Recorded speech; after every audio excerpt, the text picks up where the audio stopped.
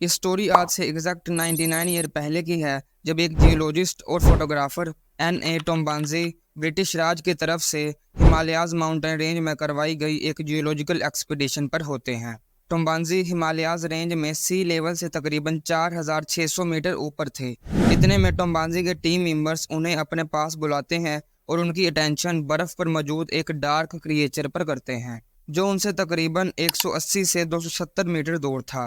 वो creature humans की तरह दो पाँव पर चल रहा था और देखने में उसका स्ट्रक्चर भी इंसानों ही के जैसा था। ये क्रिएचर बगैर कपड़ों के था, जिसका पूरा जिस्म बालों से ढका हुआ था। इससे पहले कि टोम्बांजी उस क्रिएचर का कोई फोटोग्राफ लेता, वो क्रिएचर झाड़ियों में जाता है और फिर नजरों से गायब हो जाता है। टोम्बांजी और उसकी टीम जब उस जगह पर पहुंचते हैं जहां वो क्रिएचर मौजूद था, तो उन्हें वहां पर उस क्रिएचर के फुटप्रिंट्स मिलते हैं, जिनकी शेप तो इंसानों ही की तरह की थी, लेकिन उनका साइज 6 से 7 इंच था। इस तरह के क्रिएचर को आज के दिन हम येटी के नाम से बुलाते हैं, जिसको देखने का दावा बहुत सारे लोगों की तरफ से किया जा चुका है। लेकिन क्या ये इंसानों के जैसा दिखने वाला क्रिएचर रियलिटी में एग्जिस्ट करता भी है या नहीं? चलिए ढूंढने की कोशिश करते हैं इस क्रिएचर को हिमालयाज की पहाड़ियों में। In their film, the three friends follow a set of mystery footprints to the edge of a frozen lake. A tall, dark, hairy figure that seems to see them and darts away. अगर Yeti word की बात की जाए तो Yeti actually में Tibetan word येह और Teh से मिलकर बना है। येह का मतलब होता है मैन यानी इंसान और तेह का मतलब होता है बेयर यानी भालू, और इन दोनों को मिलाकर बनता है बेयर मैन यानी इंसानों के जैसा दिखने वाला भालू। बेयर मैन के अलावा येटी के और भी बहुत सारे नाम हैं, जैसा कि विल्ड मैन, स्नोमैन और इसके अलावा रॉकी मैन। ये सब नाम येटी को उसके डिफरेंट लुक्स की वजह से मिले हैं। येटी सिर्फ एक तरह के नहीं होते। कुछ येटीज स्नो में रहते हैं जिनकी स्किन वाइट होती है और इन्हें येटी के साथ स्नोमैन भी कहा जाता है। कुछ येटीज ब्राउन कलर के होते हैं जिन्हें विल्ड मैन कहा जाता है। कलर्स के साथ साथ इन येटीज का साइज भी डिफरेंट हो सकता है, लेकिन जिस येटी को सबसे ज्यादा पॉपुलैरिटी मिली है वो है हिमालयन येटी यानी स्नोमैन। इसका साइज अराउंड 7 से 12 मीटर तक माना जाता है, जिसका जिस्म घने सफेद बालों से घिरा होता है और ये हिमालयन माउंटेन की ऊंचाइयों पर स्नोवी एरिया में रहता है।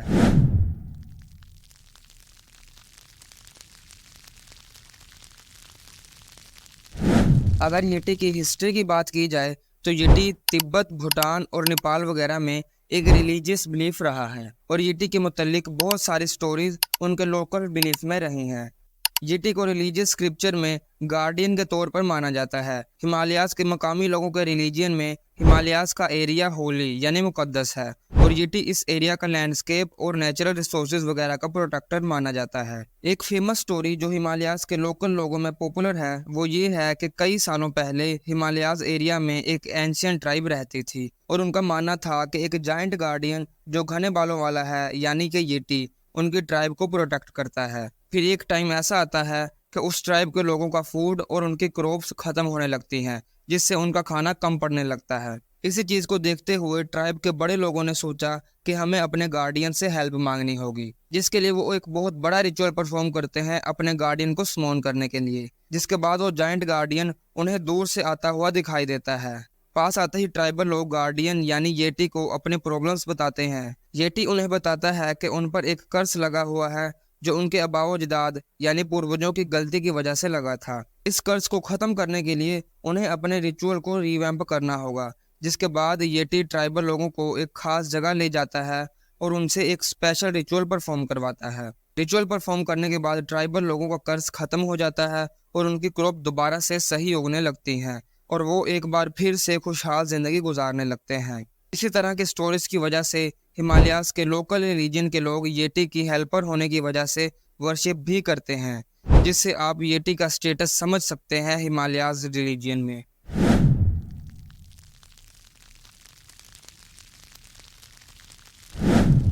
अब अगर बात की जाए एक्चुअल हिस्ट्री की तो सबसे पहली बार येटी को देखने का दावा 1830s की दहाई में B.H. हॉडसन ने किया था, जब उन्होंने हिमालयाज माउंटेन रेंज में एक बहुत बड़ा 2 पाँव पर चलने वाला क्रिएचर देखा जिसकी स्किन काले बालों से घिरी हुई थी।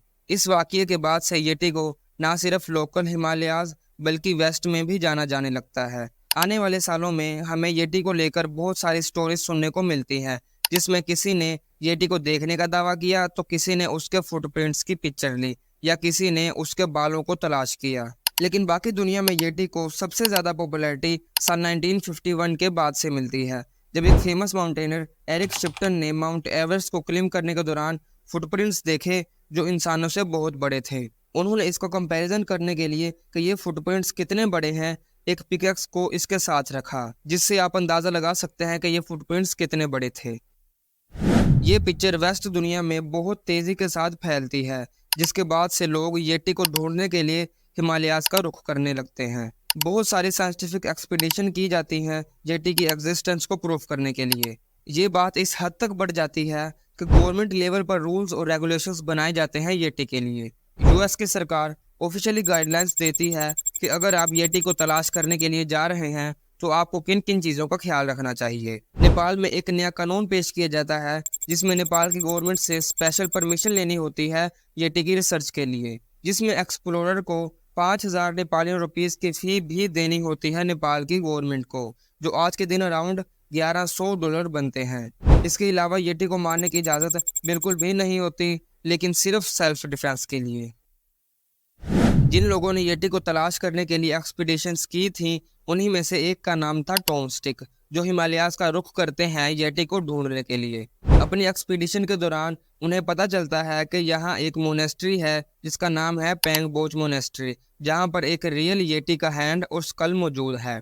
मोनेस्ट्री के मॉन्क्स इस स्कल और हैंड की हिस्ट्री कुछ इस तरह बताते हैं कि कई सालों पहले एक लामा यानी बुद्धिस्ट मॉन्क हिमालयाज़ में मेडिटेशन के लिए जब जा रहा था तो उन्हें रास्ते में एक येटी दिखाई देता है जो उन्हें लग रहा था कि बीमार है, लेकिन जब वो उसके पास जाते हैं तो देखते हैं कि वो येटी तो मर चुका है। ये देखकर लामा अपनी मेडिटेशन को निकलता है और मेडिटेशन करने के बाद जब लामा इसी रास्ते से वापस आता है तो उस येटी के एक हाथ और स्कल को अपने साथ ले जाता है।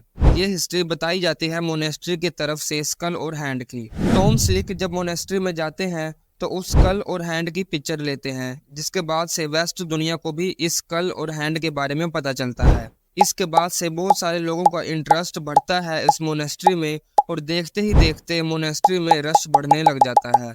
लेकिन क्या ये स्कल और हैंड वाकई येटी का था भी या नहीं?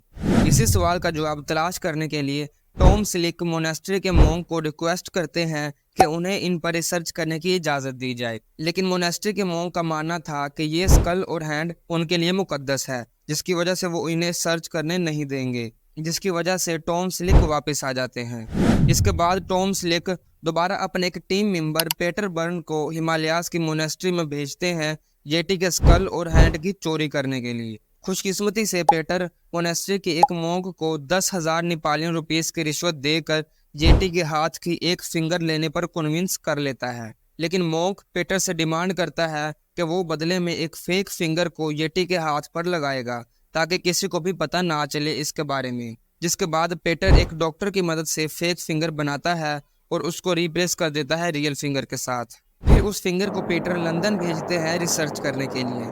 रिसर्च करने पर पता चलता है कि ये फिंगर किसी अननोन क्रिएचर की नहीं बल्कि एक इंसान ही की है, मतलब कि वो पूरा हाथ एक इंसान का था। लेकिन फिर स्कल का क्या? स्कल को जब साइंटिफिक इन्वेस्टिगेशन के लिए मांगा जाता है तो मोनेस्ट्री के मॉन्क उनको स्कल देने से इनकार कर देते हैं, लेकिन रिसर्चर्स स्कल के सिर्फ कुछ बालों को लेने की परमिशन मांगते हैं, जिस पर मोनेस्ट्री के मॉन्क मान जाते हैं स्कल के कुछ बालों को देने के लिए। जब इन बालों पर साइंटिफिक रिसर्च की जाती है तो पता चलता है कि ये स्कल किसी येटी का नहीं बल्कि एक गोट के जैसा दिखने वाला एनिमल सीरो का है, जो हिमालयाज़ हिल में इजीली मिल जाते हैं। और ये स्कल येटी के जैसा दिखाई दे इसके लिए इसे खुद से किसी इंसान ने मैन्युफैक्चर किया था, मतलब ये कि पेंगबोच मोनेस्ट्री ने लोगों को बेवकूफ़ बनाया हुआ था।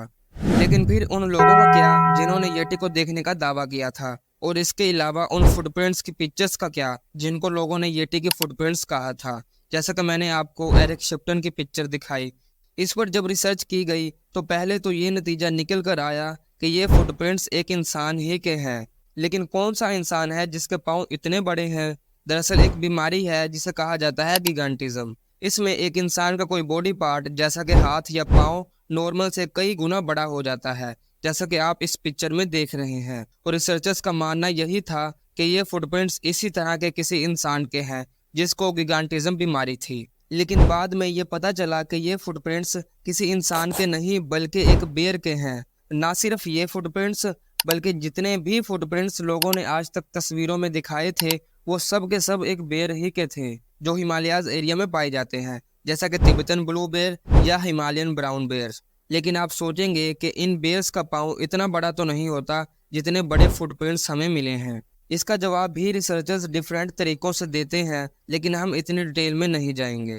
एक आखिरी बात जो मैं फुटप्रिंट्स के हवाले से कर दूं वो ये है कि साल 2017 में डैनियल सी टेलर नाम के एक आदमी ने एक बुक पब्लिश की जिसमें उन्होंने हर फेमस येटी के फुटप्रिंट्स वाली पिक्चर की एक्सप्लेनेशन दी कि वो येटी के फुटप्रिंट्स नहीं थे। इसके अलावा जिन लोगों ने येटी को देखने के दावे किए थे उनको भी रिसर्चर्स बेर ही मानते हैं। ये बेर्स बहुत ही रेयरली 2 पाँव पर चलते हैं, जिसकी वजह से लोगों ने जब इनको दूर से 2 पाँव पर चलते देखा होगा तो येटी समझ लिया होगा।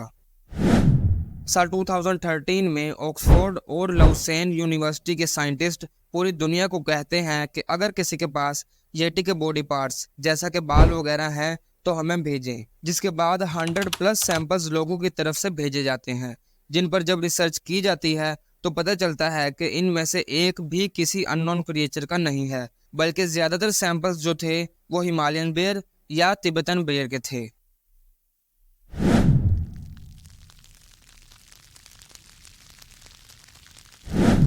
अब अगर आप मुझसे पूछो कि येटी एग्जिस्ट करता है या नहीं तो इसका मैं जवाब दूंगा नहीं। आप खुद सोचकर देखो कि एक क्रिएचर जो हिमालयाज में पाया जाता है और किसी इंसेक्ट की तरह छोटा नहीं बल्कि हम इंसानों से भी बड़ा है, लेकिन आज तक वो कभी भी किसी वीडियो में कैप्चर नहीं हुआ, जबकि उसको ढूंढने के लिए हजारों लोगों ने हिमालयाज का रुख किया। अगर कोई वीडियो मिलती भी है तो वो या तो फेक होती है या फिर इतनी क्लियर नहीं होती, और जाहिर यही हो रहा होता है कि ये वीडियो खुद बनाई गई है। अगर वीडियो से हटकर कोई प्रूफ मांगो तो जवाब में मिलते हैं ये फुटप्रिंट्स। इन सब बातों से यही रिजल्ट निकलता है कि येटी जैसा कोई भी क्रिएचर अर्थ पर एग्जिस्ट नहीं करता। लेकिन इसके बावजूद अभी भी बहुत सारे लोग या तो येटी को देखने का दावा करते रहते हैं या फिर येटी के फुटप्रिंट्स की पिक्चर्स लेते रहते हैं। बाकी आपको इसके बारे में क्या लगता है हमें कमेंट करके ज़रूर बताना। बाकी मैं मिलूंगा आपसे ऐसे ही एक और नई वीडियो के साथ, तब तक के लिए अल्लाह हाफ़िज़।